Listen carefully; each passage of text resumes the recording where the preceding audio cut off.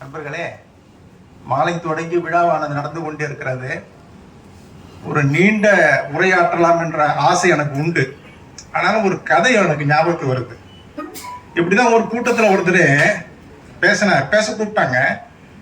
பேசினாரு பேசிக்கிட்டே இருந்தார். தாங்க முடியல எல்லாரையும். அப்புறம் அவரே உணர்ந்துட்டு கடைசியா சொன்னாரு, மன்னிக்கணும், என்னுடைய வாட்சை கட்டை மறந்துட்டேன், அதனால நானே நேரம் தெரியாம பேசிட்டேன். கூட்டத்தில் இருந்த ஒருத்தர் எழுச்சாரு, வாட்சி தான் நீங்க கட்டல, பக்கத்துல இருக்கிற கேலண்டரையாவது நீங்க பார்க்க வேண்டாமா. அதே மாதிரி ஒரு நீண்ட உரையாக இல்லாமல் சிறிய உரையாக நான் முடித்துக் கொள்கிறேன். நான் இந்த புத்தகத்தை குறுநாவலா இல்ல பெருநாவலா இல்ல ஒரு மென்மையான காதல் ஓடுது சார் எங்க நடுவில், அதை யாருமே சொல்லவே இல்லை. அற்புதமான ஒரு மென்மையான மனதிற்கு இனிமையான காதல் அங்க ஒன்று ஓடுது. அதனால இது ஒரு காதல் காவியமா அப்படின்னு தெரியல. மிக அற்புதமாக தன்னுடைய அந்த தமிழை அவர் அற்புதமா பயன்படுத்தி இருக்கிறார். இங்க சொன்னது மாதிரி அந்த எழுத்தினுடைய நடை நமக்கு ஒரே நைட்ல படிச்சு முடிச்சுட்டா தானே. ஏன்னா என்னால வைக்க முடியல அந்த 3 கதையும். அதுல பாத்தீங்கன்னா அவ்வளவு அருமையான கதைகளா இருந்தது. அந்த அவருடைய கதை கவிதை மாதிரி இருக்குன்னு சொன்னோம் பாத்தீங்களா, அதுவும் ரொம்ப ஆச்சரியமா இருக்கும். கதை தான், ஆனா கவிதையா இருக்கும். ஒரு கதையில சொல்றாரு, இந்த துப்புரவு பணிகள் செய்யக்கூடியவர்கள்லாம் ஒரு இடத்துல இருக்காங்களாம். அந்த தெரு பேர் என்ன தெரியுங்களா? மேட்டு தெரு. உடனே இவர் எழுதுறாரு, தெருதான் மேடு, ஆனா அது பள்ளம் அப்படிங்கிறார். ஏன்னா அங்க குமைந்து போய் கிடக்கக்கூடிய மக்கள் அந்த பள்ளத்துல இருக்காங்களாம். அப்புறம் இன்னொன்னு சொல்றாரு, ஒரே ஒரு வரியில அந்த வறுமையை சொல்றாரு. என்ன இருக்குன்னு கேட்டீங்கன்னா, அவங்க வீடுகள்லாம் கோணிப்பைகளின் கூட்டணியே சுவர்கள். அந்த வீடு எப்படி இருக்கு? வெறும் கோணிப்பையாலேயே கட்டியிருக்காங்க. அப்புறம் இல்ல கோரைப்பாய் கதவுகள். இதெல்லாம் பார்க்கும்போது இந்த ஒரு வரி கவிதை எழுதுவாங்க சார். அதே மாதிரி ஒரு அற்புதமா இருக்கு. ஒரு பால், ஒரு டம்ளர்ல பால் இருக்கு, அதுல பால்ல ஒரு எறும்பு விழுந்திருக்கு. இதை பார்த்த உடனே நீங்க ஒரே ஒரு வரியில கவிதை எழுதணும்னு ஒருத்தங்க கிட்ட கேட்டாங்க. ஒரு பையன் எழுதுனா, பார்க்கடலில் பார்த்தேன் சீனிவாசனை. சீனிக்கு வாசனை யாரு? எறும்பு. அந்த எறும்பை பார்த்துட்டு அவன் எழுதுனா, பார்க்கடலில் பார்த்தேன் சீனிவாசனை. இது ஒரு வரி கவிதை. அந்த கவிதை மாதிரி இருக்கு. இன்னொருத்தர் எழுதுனா, ஒரு அரசியல்வாதியினுடைய சமாதி இருக்கு, இதுல ஏதாவது ஒரு நல்ல வாசகம் பொறிக்கணும், என்ன வாசகம் பொறிக்கலாம்னு கேட்கிறாங்க. ஒரு மாணவன் எழுதுறான், +2 மாணவன், மறந்தும் இங்கே கைத்தட்டி விடாதீர்கள், எழுந்து விடுவார்கள்.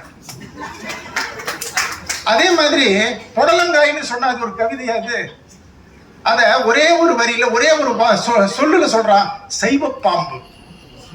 அந்த மாதிரி அந்த ஏழ்மையை கதை மட்டும் கிடையாதுங்க, கதை அற்புதமா இருக்குது.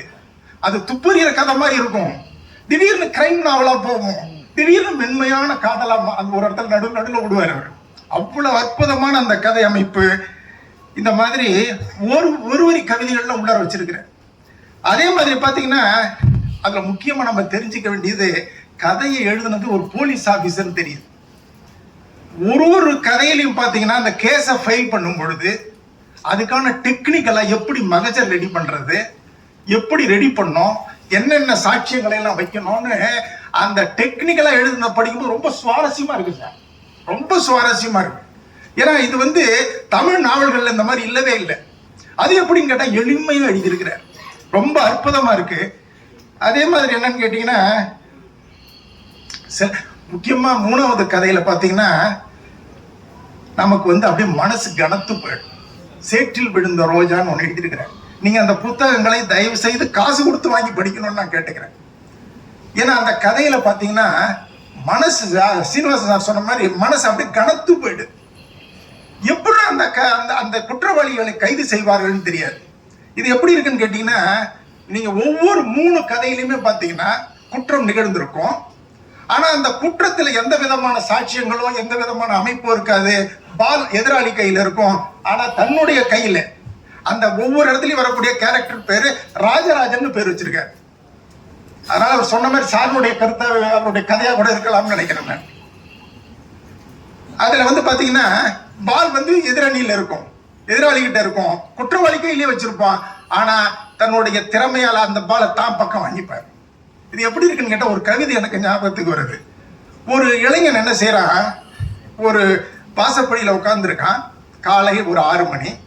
எத்தாப்புல இருக்கிற வீட்டுல இருந்து ஒரு பெண்ணானவள் தெருவை கூட்டிட்டு போறான். சார், இந்த கவிதையினுடைய தலைப்பு தான் முக்கியம். எப்படி இருக்குன்னு பாருங்க, இந்த தலைப்பு முக்கியம். அவன் எழுதுறான், 20 வயசு இளசுக்காரி வளைந்து நெளிந்து கூட்டி போனால் வாசல் சுத்தமாச்சு, மனசு குப்பையாச்சு. அப்ப வாசல்ல இருந்த குப்பை எங்க வந்துருச்சு, மனசுக்கு வந்துருச்சு. இவருடைய கதையில பாத்தீங்கன்னா அந்த டேர்னிங் பாயிண்ட்ஸ், ட்விஸ்ட் அங்கதான் இருக்கும். கிளைமேக்ஸ் கூட சொல்ல முடியாது, தடான ஒரு ட்விஸ்ட் அடிப்பாங்க அந்த கதையில. தயவு செய்து அன்பு கூர்ந்து வாங்கி படிங்க. இந்த மாதிரி ஒரு சுவாரஸ்யமான அற்புதமான நாவலை நான் படித்ததே கிடையாது என் வாழ்நாள்ல.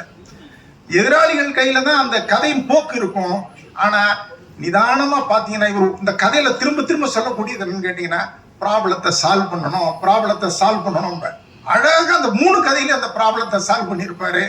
அந்த பாலை தனக்கு தகுந்த மாதிரி ட்விஸ்ட் பண்ணி எதிராளியை வந்து கொண்டு வருவார். அந்த மாதிரி அற்புதமா இருக்கு. ஒரே ஒரு இடத்துல அவரே கூட சொல்றாரு, இந்த இதுல ரொம்ப வறுமையில் இருக்கக்கூடிய மக்கள் எல்லாம் அடித்து கொண்டார்களே, ஆனால் சட்டம் ஒழுங்கு நம்ம காப்பாற்ற முடியாதுன்னு சொல்லி பாரதிதாசன் கவிதை ஒண்ணு சொல்லுவார். இன்னும் அந்த கவிதை என்னன்னு கேட்டீங்கன்னா, ஓடப்பராய் இருக்கும் ஏழையப்பர் உதயப்பர் ஆகிவிட்டால் ஓர் நொடிக்குள் ஓடப்பர் உயரப்பர் எல்லாம் மாறி ஒப்பப்பர் ஆகிவிடுவார். ஒரு வன்முறையில இறங்கிட்டா எல்லாம் சரியா போயிடும் என்பது பாரதிதாசனுடைய கருத்து. ஆனா போலீஸுக்கு அங்கேதான் வேலை என்று தன்னுடைய கடமையை அவர் சொல்லுகிற பொழுது ரொம்ப சந்தோஷமா இருக்கு. எந்த விதமான பிரச்சனையும் இல்லாமல் அந்த இடத்துல உள்ளார நுழைஞ்சி அந்த பிரச்சனையை சால்வ் பண்ணி அவரு இது பண்ணியிருக்கிறாரு. அற்புதமான இந்த புத்தகத்தை நம்ம அவருக்கு செய்யக்கூடிய ஒரே ஒரு இது, இந்த புத்தகத்தை 2-3 புத்தகங்களா வாங்கி நண்பர்களுக்கு பரிசீலிக்க வேண்டும் என்று நான் கேட்டுக்கொண்டு எனக்கு வாய்ப்பு அளித்தமைக்கு நன்றி.